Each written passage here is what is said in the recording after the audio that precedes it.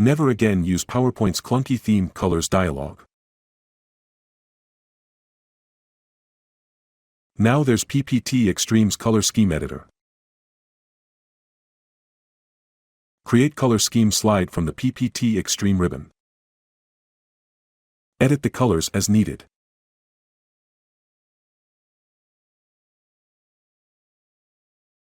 Use pptXTREME ColorPicker to automatically update color values as you go.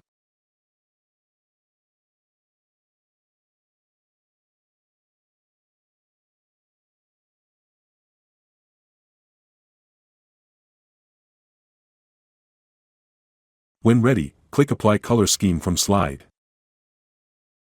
Automatically your PowerPoint color scheme is updated.